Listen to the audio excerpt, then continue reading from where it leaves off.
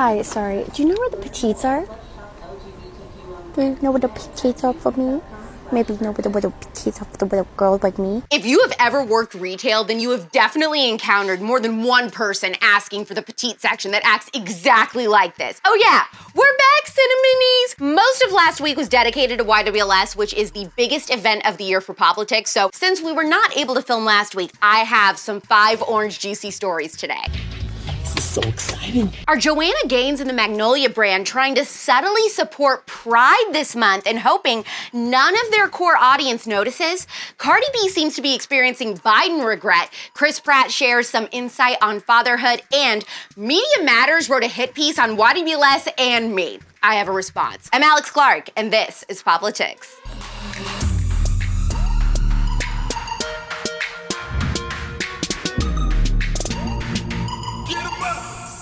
Do any of you listen to Haley from the Kindled podcast? If you like following Ali Stuckey or the Berean Millennial, I always say this wrong, it's Berean, you know who it is, Katie J. You would like this girl's content. She first brought this to my attention and I just had to share with you because I thought it was 5 orange juicy. Just to give some background, Chip and Joanna Gaines have only faced one major controversy in the public eye in recent years. That was whether or not they support gay marriage. It has been a huge point of contention for their brand. Thought you were gonna be like, shiplap, a shiplap, a shiplap, a shiplap. Then something interesting happened. The clock struck June and Magnolia Journal debuted this cover photo of Joanna roller skating. Considering it is Pride Month and everything is rainbow and magazine covers are worked out and shot months in advance, do you think this cover was a planned way for the Magnolia brand to say they support Pride without actually saying it? Have Chip and Joanna sold out? Is this an act of submission to make people like Target happy since they make millions of dollars in that partnership?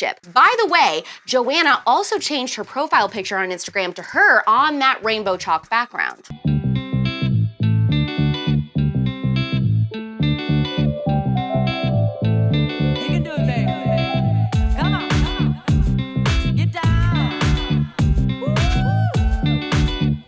When Poplatix first came out, and I stand by it. Cardi B is conservative. I mean, she clearly has conservative viewpoints when it comes to politics, but she's been so brainwashed into thinking that she has to support leftists because that's the right thing to do. Every few months, she says something that proves she is on the cusp of putting the puzzle pieces together. This week, it's asking when they, I presume, our government and politicians, will admit that we are going into a recession. The numbers don't lie.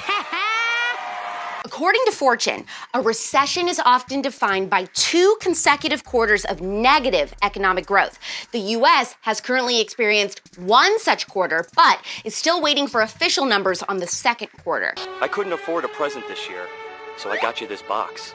Immediately after Cardi tweeted this and got 120,000 likes and over 16,000 retweets, fans pointed out in her mentions that she campaigned and voted for current President Biden, who has gotten us into the situation with his disastrous economic policies. How convenient is that? Wow, how convenient is that?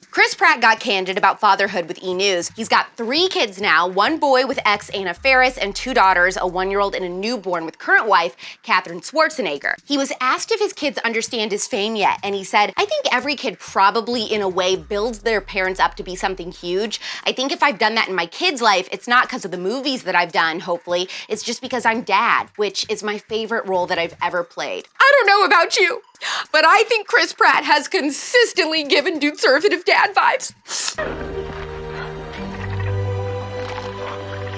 Hey, I'm okay. If you are really into political Twitter, then you know who Media Matters is. They are one of the most far-left media outlets out there who spend all their time watching and following conservatives just to call us out. I guess one of their reporters came to YWLS and she ended up writing an article about her experience. So what was so controversial, disturbing, and concerning for Media Matters? Apparently, encouraging young women to get married, have babies, and raise them to love and honor their country. I'm not kidding. Media Matters defined Poplatix as me recruiting young women through cutesy, girly lifestyle content, which is rude. That doesn't even begin to cover what we do here. Obviously, I rely heavily on worm content. We are worms! Worthless worms! Anyway, of course there's going to be critics. Someone out there in the leftist utopia has to get their feelings hurt over the idea of having kids and having families. Why? Because they're the same women who advocate for killing babies and hating men. And a lot of times they're not even cute. So of course they find our aesthetic offensive. Whatever. Seeing this article literally made my weekend. I'd be concerned if they weren't saying something. So leftists are taking note. If they're so hell-bent on ruining the future, then conservatives will continue to have an upper hand because we want to preserve it. In the Constitution of the United States of America. A little life update about me. I have become obsessed with ice rolling my face. I swear to you, it has completely changed my skin. My favorite thing is to do it on the couch next to Nick while he's watching a show or something, and then when he isn't expecting it, I roll it on his nipples really fast. Don't judge me, I roll where I roll. Also, I'm in a huge emotional battle deciding whether I want to see Top Gun Maverick or not. I hated the first movie, like the 80s one, okay? I don't like action movies, but everyone is saying that they've loved it so much that they've seen it more than once in theaters, so now I kind of have FOMO. Finally, Poplatix has officially hired a full-time social media manager, Erica, who is now on my team and totally rocks. I took my whole team with me to the Blaze Studios in Dallas while we were there because I filmed an episode of Relatable with Ali Stuckey, which you should go listen to if you haven't. And Glenn Beck himself gave us a private personal tour of all of his historical and pop culture memorabilia. It's like a museum. He even has Rush Limbaugh's gold mic, so that was neat. And we sat on Forrest Gump's bench. So those are some little life updates for me in the last week. I missed you guys. It's been a minute, so please heart this episode or thumbs it up, depending on where you're watching. Let's discuss if you believe Joanna Gaines is making a pride statement with her Magnolia cover, or if it's just coincidence.